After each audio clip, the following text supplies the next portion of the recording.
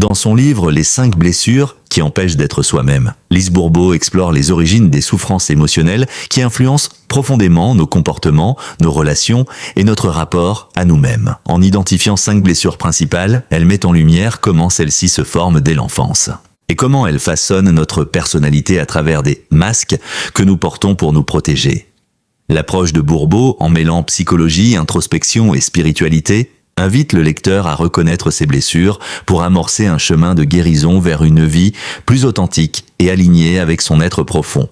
Accessible et pratique, cet ouvrage s'impose comme un guide incontournable pour toute personne en quête de mieux-être et de compréhension de soi. On vous dit tout.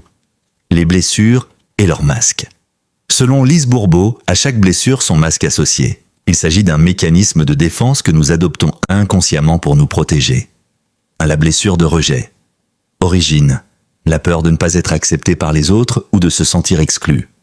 Masque, le fuyant. Comportements associés, tendance à se replier sur soi. Évitement des situations sociales, difficulté à s'engager émotionnellement ou à faire face aux conflits. 2. La blessure d'abandon. Origine, la peur de perdre un soutien affectif ou de se retrouver seul. Masque, le dépendant.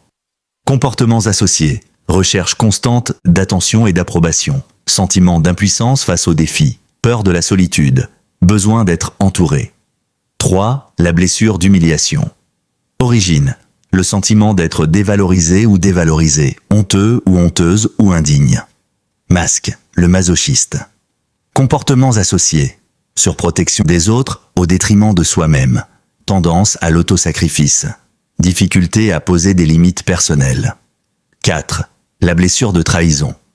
Origine, la peur de ne pas être respecté, de subir une trahison ou une déception. Masque, le contrôlant.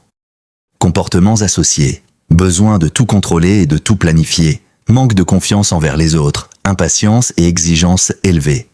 5. La blessure d'injustice. Origine, la perception d'un manque d'équité, de reconnaissance ou d'appréciation. Masque, le rigide. Comportements associés, perfectionnisme, tendance à réprimer ses émotions, difficulté à accepter l'imperfection chez soi et chez les autres. Le chemin vers la guérison. Ces blessures, bien qu'invisibles, conditionnent nos comportements et relations. Lise Bourbeau propose de les reconnaître et de travailler sur elles pour retirer progressivement ces masques et vivre une vie alignée avec son véritable soi. La guérison passe par un travail d'introspection et de transformation intérieure. L'auteur propose ainsi une démarche en 3 étapes essentielles pour se libérer des schémas limitants. Prise de conscience des blessures et des masques. La première étape consiste à identifier les blessures qui nous affectent et les masques que nous avons adoptés pour nous protéger. Cette prise de conscience est fondamentale. Elle permet de comprendre les mécanismes qui influencent nos comportements, nos peurs et nos réactions. En observant nos attitudes dans différentes situations, nous pouvons progressivement reconnaître les blessures sous-jacentes et commencer à nous en détacher. Acceptation de soi et travail sur ses émotions. Une fois les blessures identifiées, il est crucial de les accepter sans culpabilité ni jugement. Rejeter ou nier ces souffrances ne fait que renforcer leur emprise. Accepter ces blessures, c'est reconnaître leur existence et comprendre qu'elles font partie de notre parcours. Ce processus implique également un travail sur ses émotions. Apprendre à les accueillir, à les exprimer et à ne plus les refouler. Importance de la bienveillance envers soi-même.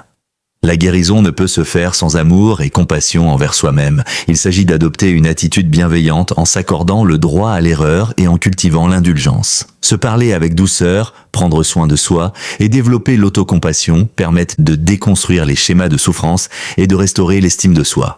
En cultivant la patience et la persévérance, on peut progressivement se libérer des blessures du passé et avancer vers une vie plus épanouie. L'une des forces du livre, Les 5 blessures qui empêchent d'être soi-même, réside dans sa capacité à mettre en évidence des schémas de souffrance qui résonnent chez un large public. En identifiant 5 blessures fondamentales, Lise Bourbeau propose une grille de lecture accessible pour mieux comprendre nos comportements et ceux des autres. Cette approche permet d'expliquer des réactions émotionnelles souvent incomprises, comme la peur de l'abandon, le besoin de contrôle ou le perfectionnisme. L'auteur met en avant l'idée que ces blessures prennent racine dès l'enfance, influencées par nos relations avec nos parents et notre environnement. Cette perspective rejoint certaines théories certaines théories psychologiques, notamment celles sur l'attachement et le développement émotionnel.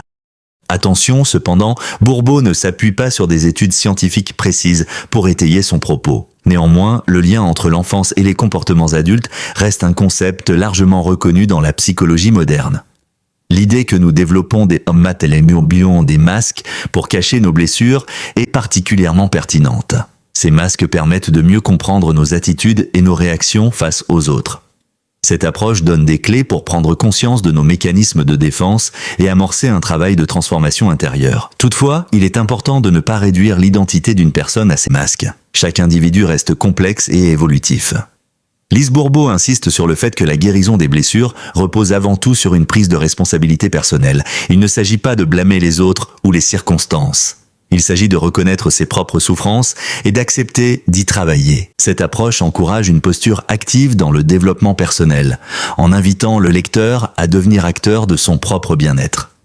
Bien sûr, pour certaines personnes, un accompagnement psychologique complémentaire peut être nécessaire pour approfondir ce travail de guérison. Perspective critique.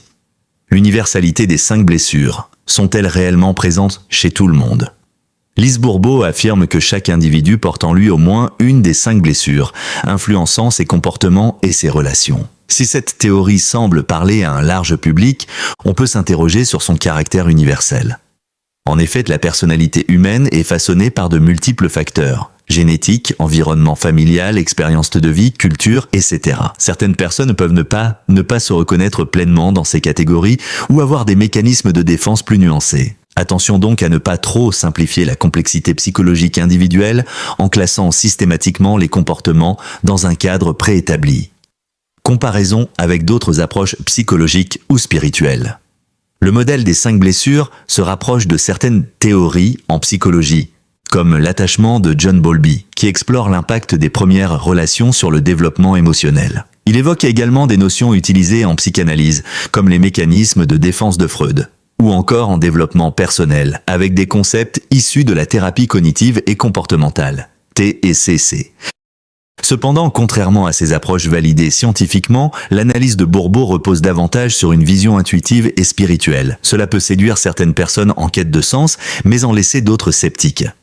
L'un des atouts majeurs du livre, Les 5 blessures, qui empêchent d'être soi-même, réside dans son accessibilité. Lise Bourbeau utilise un langage simple et clair, rendant ses concepts compréhensibles pour un large public, même sans connaissance préalable en psychologie. Elle illustre chaque blessure avec des exemples concrets, facilitant ainsi l'identification de ses propres schémas émotionnels. Un autre point fort du livre est la présence d'exercices pratiques. L'auteur propose des pistes de réflexion pour aider le lecteur à reconnaître ses blessures et à amorcer un travail de guérison. Ces outils rendent un tel ouvrage interactif et favorisent une prise de conscience personnelle. Enfin, l'approche holistique de Bourbeau, qui combine psychologie et spiritualité, peut séduire un public en quête de développement personnel. En mettant l'accent sur l'acceptation de soi et la bienveillance, elle propose une vision globale du bien-être, qui ne se limite pas à l'aspect psychologique, mais englobe également la dimension émotionnelle et spirituelle.